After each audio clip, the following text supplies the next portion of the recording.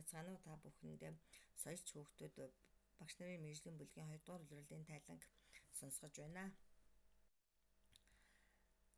Манай бүлгийн зорилго нь хүүхэд бүрийг өдөр бүрийн зөв дадал сургаж, соёлч байдлыг нь дэмжин хөгжүүлнэ. Сурагчдыг өдөр тутмын энгийн дадал сургах, эрүүл аж төрөх, аюулгүй амьдрах ухаанд сургахад дэмжлэг болсон байна гэж үзэж байгаа. Тэгээ энэ улиралд бид бүхэн багшийн хөгжлийн нэг хэсэг нь сурагчийн өдөр тутмын тэмдэглэл хөтлөх юм аа. За үүнд багшийн зөв загвар, ойлгомжтой шаардлага, тогтмол хяналт, урамшуулна, зэгцтэй тэмдэглэлд хамгийн чухал нөлөөтэй гэж байдаг учраас бид бүхэн энэ үйл ажиллагааг дэмжиж ажиллахыг зорилоо. За тэгээд цаашид анхаарах зүйлсийг бас танилцуулна. Сурагч бүрийг цэвэр бичүүлэх нь нэг удаагийн шаардлага биш, тогтмол дадал болгох үйл явц юм аа.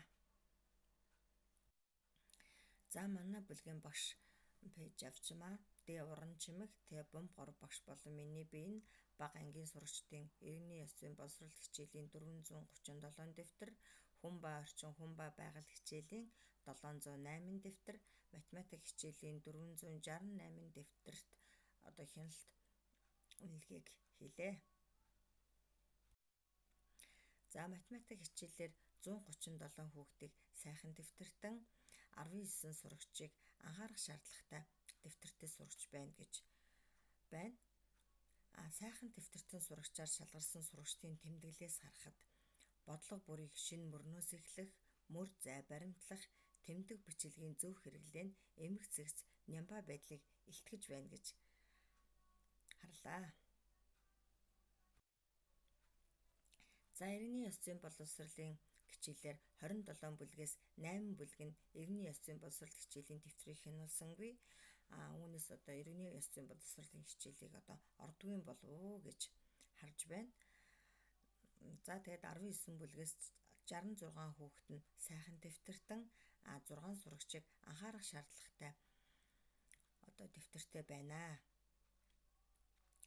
Доохон багштай 5-ын В ангийн 50%-аас дээш хүүхэд нь сайхан дэвтэртэй сурагчаар шалгарсан хэлэхэд бас таатай байна.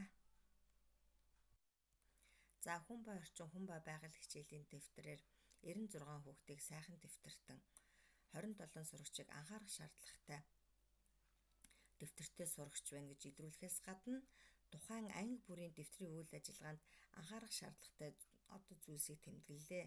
Үүнд 1-р ангийн багш нар тарааж өгөх материалыг наахдаа урдаа зай авахгүй, талбай шугам хэтрүүлэхгүй наах, 2-р ангийн багш нарт сурагч бүрийг зай үлдээхгүй бичүүлэхэд анхаарах, 3-аас 5-р ангийн багш нарт хүүхэд бүрийг эмх зэгцтэй цэвэрхэн бичүүлж жигдрүүлэхийг анхааруулж байна. За ингээд цаашид ангиудын дэвтрийн хавтас жигдрэл сайн, хаяг бүрэн байна. Багш бүр хүүхэд бүрийг зай талбайг зөв ашиглах, цэвэр зэгцтэй бичүүлэх, талбай хэтрүүлж бичүүлэхгүй байхад анхаарах хэрэгтэй. Хичээл бүрээс дээд тал нь 13, доод тал нь 6 хүүхэд хичээлийн тэмдэглэл нь шаардлага хангаж байхад 70% нь хангалтгүй тэмдэглэлтэй байгаад анхааран ажиллах хэрэгтэй гэж дүгнээд цаашид хэрхэн ажиллах талаар зөвлөмж хургуулж байна. Сурагчийн дэвтрийг цэгцтэй, ойлгомжтой бичүүлэх нь зөвхөн хүүхдийн чадвараас биш, багшийн арга барил, хандлагаас шууд хамаардаг. Тиймээс багшийг дараах чиглэлээр хөгжүүлэх нь үр дүнтэй гэж үзэж байна. За 1 дугаарт загвар үзүүлэх. Багш өөрөө самбар дээр болон жишээ дэвтэр дээр цэвэр бүтэцтэй бичсэн загвар харуулж хэвших. 2-т нэгдсэн шаардлагыг бий болгох. Энэ нь сургууль ангиараа дэвтрийн бичилгээ нэгдсэн дүрмтэй байх. Манайх уг нь нэгдсэн дүрмтэй байгаа гэвч тэр дүрмдээ бас хүрэхгүй байна. За 3-т нь хяналт ба шуурхай эргэх холбоотой ажиллах. Энэ нь дэвтрийг тогтмол шалгаж тодорхой ойлгомжтой зөвлөмж өгөх, зөвхөн сайн муу гэж дүгнэх биш, юуг сайжруулах вэ гэдгийг хэлэх, сайжруулалтыг нь урамшуулах хэрэгтэй. 4-т нь урамшууллын систем. Сайхан дэвтэртэн сурагч болон анги хамт олныг урамшуулж бусдад нь жишээ болгон харуулах. За 5-д одоо багшийн арга зүйн сургалт бага ангийн бичиг, дэвтрийн соёл, танин мэдрэхүйн болон гарын жижиг булчин хөгжүүлэх дасгал, үнэлгээний зөв арга одоо зэргээр туршлах, солилцох, уулзалт зохион байгуулах нь бас нэгэн гаргалгаа болох байх гэж харж байна. 6-ад нь ачааллыг оновчтой болгох. Хит их бичүүлвэл одоо хүүхэд ядарч бичлэг мууддаг. Тиймээс бага одоо хэмжээгээр чанартай, зорилготой бичүүлж одоо аажмаар одоо дасгаж бичгийн хэвийг сайжруулах хэрэгтэй. За 7-д нь эцэг эхтэй хамтрах.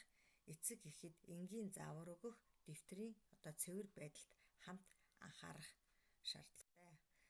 За ингээд хэрвээ багш өөрөө цэвэр бичдэг бол суралцах соёлын нэг хэсэг гэдгийг мэдэрч системтэй ажиллавал сурагчид аяндаа дагаж хэвшдэг гэсэн сайхан үгээр тайлангаа сонсгоё. Тэгэд одоо анги бүр хүүхэд бүрийн одоо бичлэг сайхан болно гэдэгт итгэлтэй байгаа. Анхаарал сонсон та бүхэндээ баярлалаа.